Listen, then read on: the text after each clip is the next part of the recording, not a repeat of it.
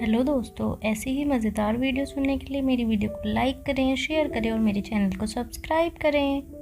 अनिका रोहित के साथ अपने रिलेशनशिप को लेकर काफ़ी ज़्यादा कन्फ्यूज़न में थी और अब सागर सन्याल की बातों ने अनिका के कन्फ्यूज़न को और भी गहरा कर दिया था। सागर की एक एक बात रोहित के खिलाफ थी।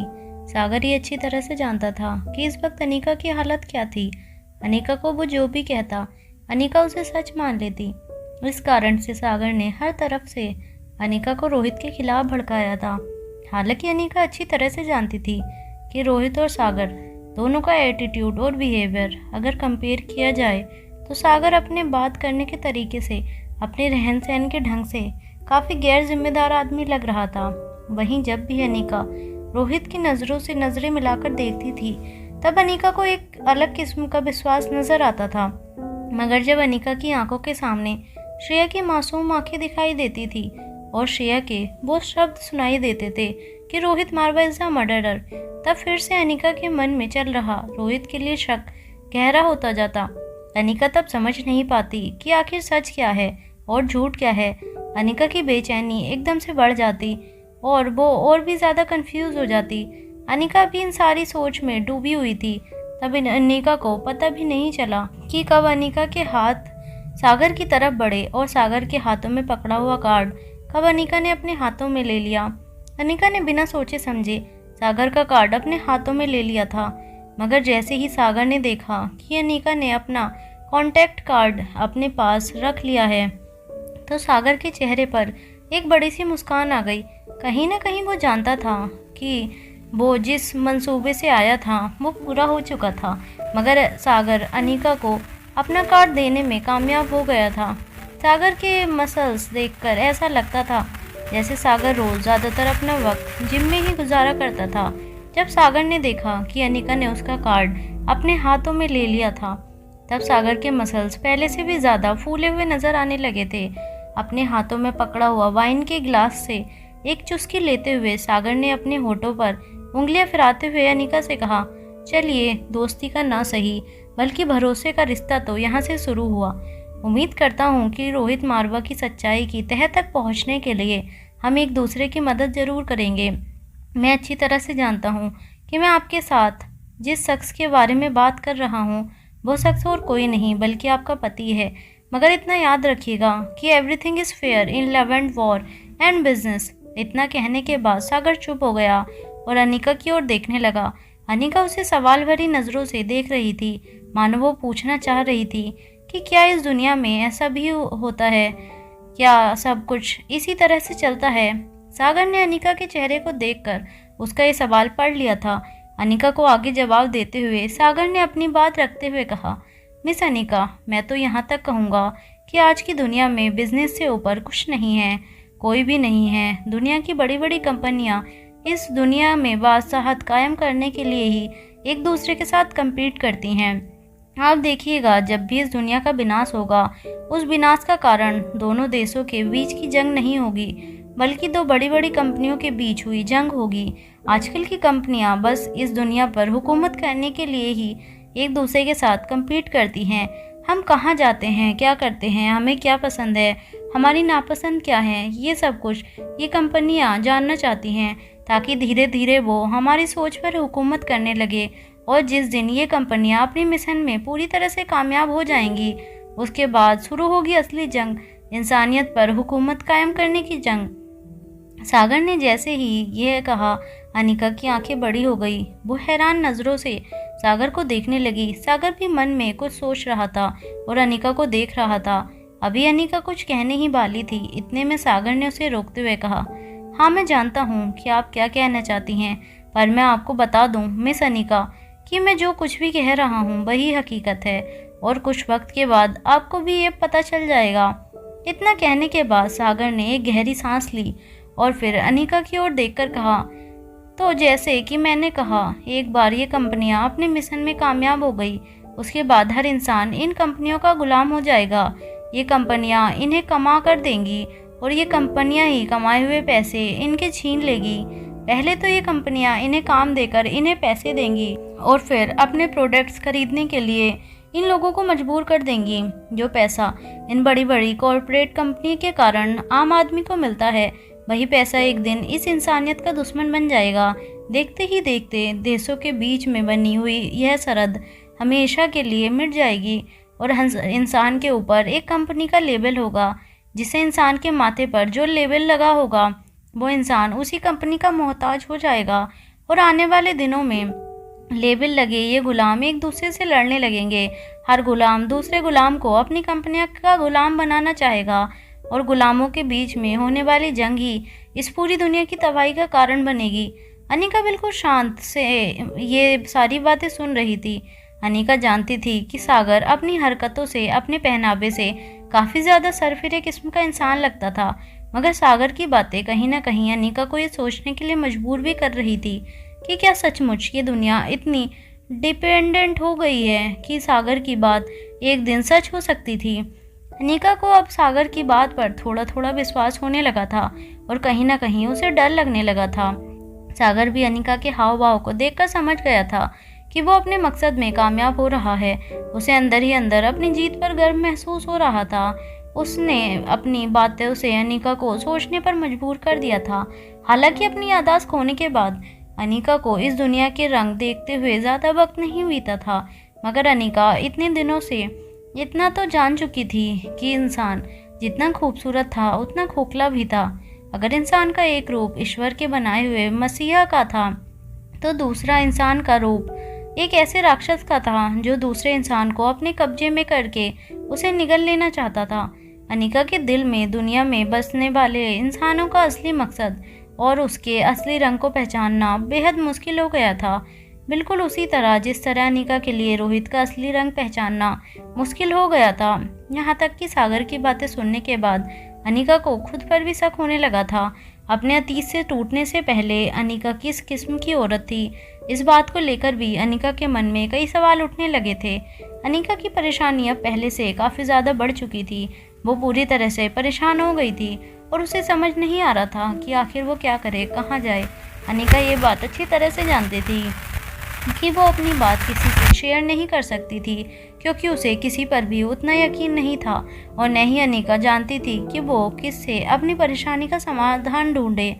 अनिका को बस अपने तीनों बच्चों पर भरोसा था और किसी पर भी नहीं। वो रोहित पर भरोसा करना चाहती थी, पर हर बार कुछ ऐसा हो जाता या कोई शख्स रोहित के बारे में कोई ऐसी बात कह देता कि अनिका का भरोसा फिर से टूटकर बिखर जाता।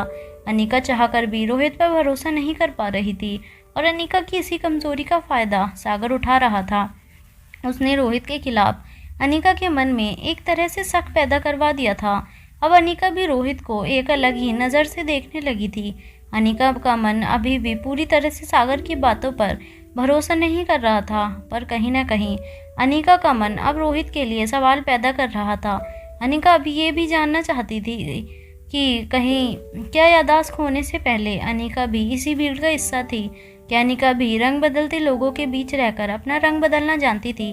अगर रोहित और अनिका एक दूसरे से बेहद प्यार करते थे, इसका मतलब साफ था कि रोहित के मन में जो कुछ भी चल रहा था, अच्छी या बुरी बातें, ये सारी बातों से अनिका खुद भी सहमत थी।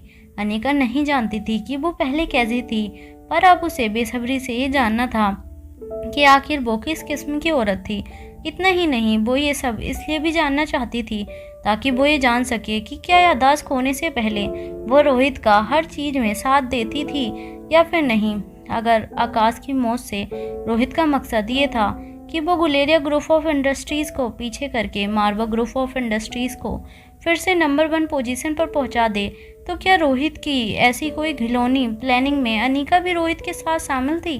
ये सारे सवाल जब अनिका के मन में उठने लगे तो अचानक ही अनिका की आंखों से आंसू बहने लगे।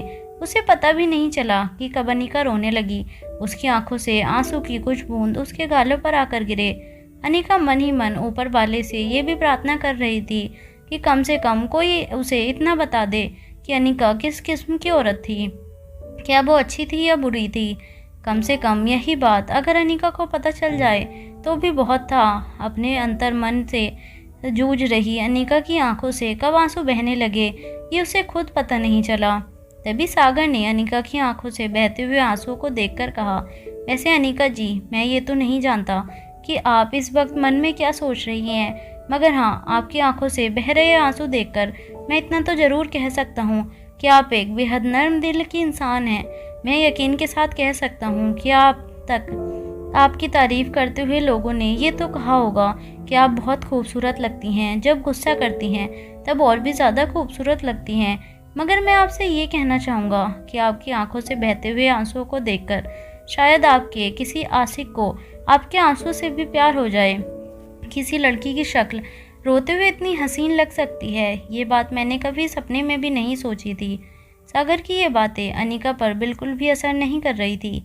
अनिका ने अचानक अपने बहते हुए आंसुओं को अपने गालों से पूछा और सागर का कार्ड अपने हाथ में लेकर वो मुड़कर टेरेस गार्डन से बाहर की ओर निकलने लगी। अनिका के सिक्योरिटी गार्ड और सागर के सिक्योरिटी गार्ड भी कुछ दूरी पर खड़े थे। सागर टेरेस गार्डन के बिल्कुल किनारे पर खड़ा अपने वाइन के गिलास से वाइन की सिप लेता हुआ अनिका को जाते हुए देख रहा था। अनिका वापस अपने कदम लॉबी की ओर बढ़ाते हुए अपने हाथ में पकड़ा हुआ कार्ड देखने लगी। अनिका खुद नहीं जानती थी कि अनिका ने सागर का कार्ड क्यों लिया था। अनिका ये भी नहीं जानती थी कि कार्ड लेते वक्त वो जो सोच रही थी। अनिका ने धीरे से वो कार्ड अपनी जेब में रख लिया, मगर जैसे ही अनिका होटल लॉबी की ओर अपने कदम आगे बढ़ा रही थी, अनिका की नज़र उस सामने पर पड़ी जहाँ पर सागर बैठा हुआ था। टेबल पर जब अनिका की नज़र पड़ी तब अनिका चौंक गई। उस टेबल पर ठीक उसी तरह की शराब की बोतल पड़ी थी जिस तरह की शराब की बोतल अनिका ने पुलिस स्टेशन में एविडेंस ट्रे में देखी थी। ये उसी तरह की बोतल थी जिस तरह की बोतल अनिका ने रोहित के बेडरूम में भी देखी थी। अनिका उस बोतल को वहां देखकर चौंक गई। अनिका ने जब पीछे मुड़कर देखा तो सागर अनिका की ओर अपनी पीठ कर चुका था। सूरज डूबने ही वाला था, जिसके कारण सागर की मस्कुलर बॉडी मनाली की वादियों में एक परछाई की तरह नजर आ रही थी। मगर अनिका के लिए ज़्यादा चौंकाने वाली बात ये थी कि सागर की परछाई के पीछे से उसे सिगार का धुआं उठता हुआ नजर आ रहा था। जब अनिका ने देखा कि सागर सन्याल के सामने के टेबल पर ठीक उसी तरह की वाइन की बोतल पड़ी थी जिस तरह की वाइन की बोतल अनिका को रोहित के बेडरूम में नजर आई थी और जिस तरह की वाइन की बोतल अनिका ने पुलिस स्टेशन में एविडेंस ट्रे में देखी थी, तब अनिका चौंक गई। अनिका न तो शराब के बारे में ज़्यादा कुछ जानती थी और न ही शराब की ब्रांड्स के बारे में ज़्यादा कुछ जानती थी। वैसे भी अनिका अपनी याददाश्त खो चुकी थी। अनिका तो ये भी नहीं जानती थी कि याददाश्त खोने से पहले अनिका शराब और शराब के ब्रांड्स के बारे में कितना जानती थी। मगर अब अनिका के लिए ये जानना बेहद ज़रूरी हो गया था कि आखिर एविडेंस में मिली शराब की बोतल, रोहित के कमरे में मिली शराब की बोतल और सामयाने में सागर के टेबल पर पड़ी वाइन की बोतल के बीच में क्या कनेक्शन था। अनिका जानती थी कि तीनों के बीच में कनेक्शन ढूंढना उसके लिए इतना आसान नहीं होने वाला था, मगर अनिका किसी भी कीमत पर इस राज से पर्दा उठाना चाहती थी। न सिर्फ अनिका ये जानना चाहती थी कि अनिका के बच्चों का बाप किस तरह का इंसान था, मगर अनिका जल्द से जल्द कुसुम और उसकी माँ के साथ हुई नाइंसाफ़ी के अपराधी तक पहुंचकर उसे सज़ा दिलवाना चाहती थी। अनिका अब ये बात अच्छे से समझ चुकी थी कि ये सब इतना आसान नहीं होने वाला था, पर वो अंदर ही अंदर कमज़ोर नहीं बल्कि खुद को मजबूत महसूस कर रही थी। पर अपने दिल में कहीं असमंजसता के बादल लिए अनिका होटल लॉबी की ओर चली गई। अनिका के सिक्योरिटी गार्ड्स भी अनिका के पीछे पीछे अनिका को एलिवेटर तक ले गए। लॉबी में लिफ्ट का इंतज़ार कर रही अनिका ने जब अपनी नज़रें घुमाकर लॉबी में देखा तो देश विदेश से आए कई गेस्ट एक दूसरे के साथ हंस हंस कर बातें कर रहे थे। कहीं पार्टियां चल रही थी तो कहीं लोग हंस हंस के किसी के चुटकुले का मजाक उड़ा रहे थे। उन लोगों को इस तरह खुश देखकर, एक दूसरे के साथ बातें करता हुआ देखकर अनिका अपने आप को काफ़ी कमज़ोर समझने लगी थी। उन सभी के चेहरों पर हंसी और खुशी का सिर्फ एक ही कारण था, वो सब लोग अपने अतीत से जुड़े हुए थे। खुश नज़र आ रहे कई लोगों में से किसी की तबीयत खराब होगी तो कोई अपने पैसों के कर्जे के नीचे दबा होगा, किसी ने अभी अभी अपने किसी नज़दीकी साथी का साथ खोया होगा, तो कोई अभी अभी अस्पताल से घर लौटा होगा। मगर सभी के चेहरों पर खुशियों का सिर्फ एक ही कारण था, वो सब एक दूसरे को जानते थे, एक दूसरे की आदतों से वाकिफ थे, अच्छी बुरी हर हरकत से वो परिचित थे, क्योंकि वो सब अपने अतीत से जुड़े थे। और कहीं ना कहीं अनिका के भी हर सवाल का जवाब उसके अतीत से जुड़ा था। अनिका के जहन में जो भी सवाल चल रहे थे उन सब के पीछे कहीं ना कहीं सिर्फ एक वजह थी, और वो थी अनिका की याददाश्त। अनिका को काफ़ी दुख हो रहा था कि ऐसा उसके साथ क्या हुआ था कि उसकी याददाश्त चली गई थी। ये बात तो रोहित या उसके परिवार वाले भी नहीं जानते थे कि आखिर अनिका की याददाश्त कैसे गई, और इस कारण अनिका भी उन लोगों से ये सवाल नहीं पूछ सकती थी। जैसे ही लिफ्ट का दरवाज़ा खुला और लिफ्ट की घंटी बजी, अनिका एक झटके से जैसे होश में आई। अनिका के पीछे पीछे 2 सिक्योरिटी गार्ड्स भी लिफ्ट के अंदर दाखिल हुए। अनिका जिस लिफ्ट से अपने प्रेसिडेंटल स्वीट्स में जा रही थी वो एक प्राइवेट लिफ्ट थी। उस लिफ्ट में कोई आम गेस्ट नहीं आ जा सकता था। बाकी सारे गेस्ट के लिए अलग लिफ्ट का इंतज़ाम किया गया था। जिस लिफ्ट में अनिका दाखिल हुई थी वो लिफ्ट सिर्फ और सिर्फ प्रेसिडेंटल स्वीट में रहने वाले लोगों के लिए डेडिकेटेड थी। अनिका जैसे जैसे ज़मीन की सतह से ऊपर जा रही थी, कांच के दरवाजों से अनिका को होटल लॉबी का फर्श नीचे जाता हुआ दिख रहा था। अनिका को होटल लॉबी का वो फर्श अपनी ज़िंदगी की सच्चाई के जैसा लग रहा था, जो हर पल अनिका से दूर होता चला जा रहा था। अनिका अपनी सच्चाई को अपने से दूर होने से रोकना चाहती थी, मगर अनिका के पास कोई चारा नहीं था। अनिका ना चाहते हुए भी ज़मीन की सतह से काफ़ी दूर होती जा रही थी। वो मजबूर थी। उसे ऐसा लग रहा था जैसे उसके हाथ खुले थे, इसके बावजूद भी वो आज़ाद नहीं थी। अनिका की इस मजबूरी को समझने वाला इस वक्त कोई नहीं था। वैसे वो रोहित अनिका से बहुत प्यार करता था और वो अनिका की हर परेशानी को समझ जाता था, पर अभी याददाश्त खोने के बाद अनिका और रोहित अलग अलग हो गए थे। अनिका रोहित को अपने करीब आने ही नहीं देती थी और न ही वो रोहित से खुलकर कोई बात करती थी। अनिका के मन में कई सवाल थे पर वो रोहित से नहीं पूछ पाती थी। इसी कारण से रोहित अनिका के मन की स्थिति नहीं समझ पा रहा था। जब अनिका होटल पैराडाइज इंटरनेशनल के टॉप फ्लोर पर पहुंची और लिफ्ट का दरवाज़ा खुला, तब अनिका ने देखा कि प्रेसिडेंटल स्वीट के बाहर एक काफ़ी बड़ी सिक्योरिटी की फौज जमा कर दी गई थी। अनिका जैसे ही लिफ्ट से बाहर निकली, सभी सिक्योरिटी गार्ड्स ने रास्ता देते हुए अनिका को प्रेसिडेंटल स्वीट के मेन डोर तक जाने का रास्ता दिखाया। अनिका धीरे धीरे सभी सिक्योरिटी गार्ड्स के बीच से होते हुए प्रेसिडेंटल स्वीट के मेन डोर तक पहुंची। बायोमेट्रिक की मदद से रोहित ने प्रेसिडेंटल स्वीट का लॉगिंग सिस्टम तैयार करवाया था। अनिका ने जैसे ही अपना अंगूठा बायोमेट्रिक पैनल पर रखा, दरवाजे में एक बीप की आवाज़ आई और जिसके बाद दरवाज़ा अपने आप अनलॉक हो गया। रोहित ने फिंगरप्रिंट सेंसर के जरिए प्रेसिडेंटल स्वीट का अनलॉकिंग सिस्टम बनाया था। अनिका, रोहित और तीनों बच्चों के थंब इम्प्रेशन के अलावा कोई इंसान उस प्रेसिडेंटल स्वीट के दरवाजे को अनलॉक नहीं कर सकता था। दरवाज़ा खोलकर जब अनिका अंदर गई तो अनिका ने देखा कि डाइनिंग टेबल पर अलेक्जेंडर और आर्यन दोनों अपना अपना सिर पकड़कर बैठे हुए थे। अनिका दोनों बच्चों के रिएक्शन देखकर काफ़ी हैरान हो गई। उसे समझ नहीं आया कि आखिर मामला क्या है। वो अभी मन में ये सोच रही थी कि उसकी नज़र सामने की ओर गई। सामने रिया अपने पापा की गोद में बैठकर जोर जोर से पूरे दिन में हुए किस्सों को सुना रही थी। रिया के हर किस्से में शर्मिला की बात आती थी और हर किस्से में उसकी जीत का सेलिब्रेशन दिखाई देता था। तीनों बच्चों ने कपड़े बदल लिए थे और तीनों बच्चों ने नाइट ड्रेस पहन रखा था। रोहित की गोद में बैठी रिया रोहित से कह रही थी कि आप जानते हैं डैड, शर्मिला दीदी सचमुच बहुत अच्छी हैं। वो स्मार्ट भी हैं और इंटेलिजेंट भी। वो बातें भी अच्छी कर लेती हैं और हमारा ख्याल भी बहुत रखती हैं। क्या आप जानते हैं, शर्मिला दीदी को लगता है कि मैं बड़ी होकर एक बहुत बड़ी एक्ट्रेस बनूंगी। आपको क्या लगता है डैड, मुझे बड़े होकर एक्ट्रेस बनना चाहिए? वैसे तो रोहित के मन में तीनों बच्चों को लेकर किसी भी तरह की कोई बंदिश नहीं थी। रोहित ने हमेशा से ही चाहा था कि तीनों बच्चे बड़े होकर अपनी मर्जी के मालिक बने, उन्हें जो अच्छा लगता है वही करें।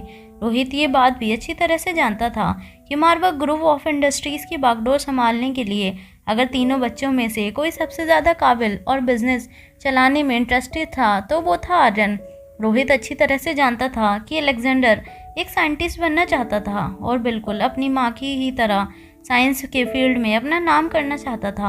मगर आज तक रोहित ये नहीं समझ पाया था कि रिया बड़े होकर क्या बनना चाहती थी, और असलियत में रोहित को कहीं न कहीं रिया के फ्यूचर को लेकर थोड़ी बहुत चिंता भी हुआ करती थी।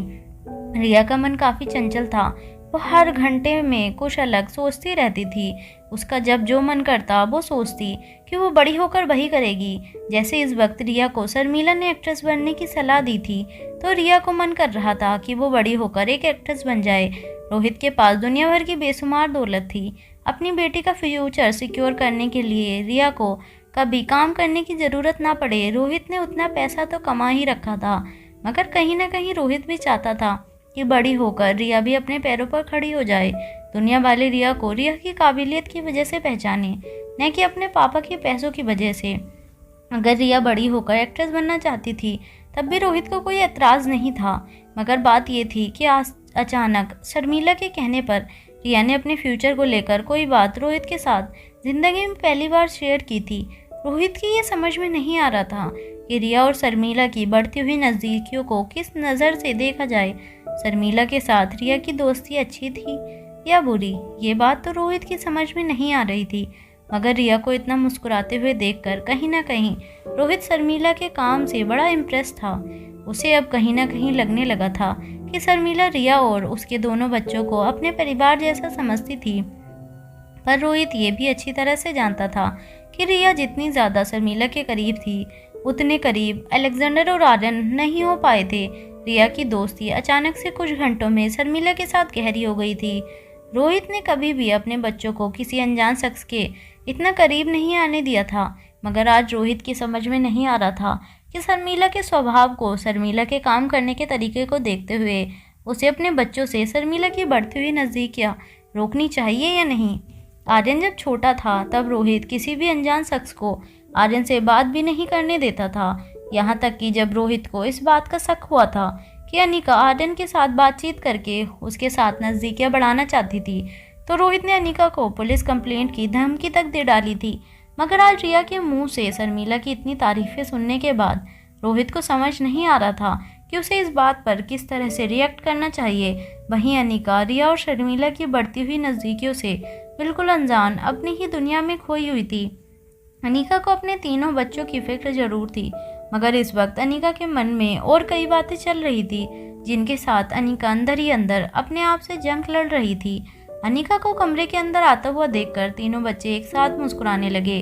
तीनों बच्चे के चेहरों को देखकर अनिका इतना तो समझ गई थी कि बच्चों के लिए उनकी माँ उनकी ज़िंदगी में क्या इम्पोर्टेंस रखती थी। कहीं ना कहीं अनिका भी अपनी ज़िंदगी के साथ सिर्फ इसलिए जुड़ पाई थी क्योंकि अनिका ने तीनों बच्चों की आंखों में अपने लिए प्यार देखा था। अनिका भी ये बात अच्छी तरह से जानती थी कि अगर बच्चे ना होते तो याददाश्त खो चुकी अनिका के लिए अपने आप को संभालना बेहद मुश्किल हो गया था। रिया ने जब अनिका को प्रेसिडेंटल स्वीट के अंदर आते हुए देखा तो रोहित की गोद से खड़ी होकर रिया सीधे भागकर अनिका के पास जाकर उसकी कमर से लिपट गई। रिया ने अपना सिर उठाते हुए अनिका की ओर देखा और कहा, मम्मा क्या आप जानती हैं शर्मिला दीदी ने। इससे पहले कि रिया अपनी बात आगे बढ़ा पाती, रोहित ने अपनी जगह से खड़े होते हुए कहा, बस करो रिया, मम्मा थक गई हैं। आज आप लोगों ने क्या क्या किया, कितनी मस्ती की, इस बारे में बाद में मम्मा को बता देना। इस वक्त मम्मा को आराम करने देना चाहिए। इतना कहकर रोहित ने एक नज़र अनिका की ओर देखा। अनिका ने भी रोहित की ओर देखा, पर उसने कुछ नहीं कहा। वो बस रिया के सर पर अपना हाथ फेरती रही। तीनों बच्चे भी अच्छी तरह से समझते थे कि उनकी मम्मा किस परिस्थिति से गुजर रही थी, स्पेशली याददाश्त खोने के बाद अनिका के मन पर क्या बीत रही होगी। ये बात अब तीनों बच्चे भी अच्छी तरह से समझ पा रहे थे। रिया भी अपनी मम्मा की हालत अच्छी तरह से समझ पा रही थी, इसलिए अपनी मम्मा से कुछ कदम दूर होकर रिया ने बड़ी प्यारी और मीठी आवाज़ में अनिका से कहा, ठीक है मम्मा, आप अंदर जाइए, आराम कीजिए, मैं आपके साथ बाद में बातें करूंगी। रिया के सर पर हाथ फेरते हुए अनिका बेडरूम की ओर जाने लगी। जब अनिका बच्चों के बेडरूम की ओर पहुंची तब अनिका ने देखा कि बच्चों के बेडरूम के दरवाजे के ठीक सामने रोहित के बेडरूम का दरवाज़ा था। जब अनिका ने बच्चों के बेडरूम के लॉक पर अपना हाथ रखा तब अचानक अनिका ने अपने आप को रोक लिया। फिर अचानक ही अनिका मुड़कर रोहित के बेडरूम के अंदर चली गई, मगर बेडरूम के अंदर जाते ही अनिका ने जो देखा वो देखकर अनिका हैरान रह गई।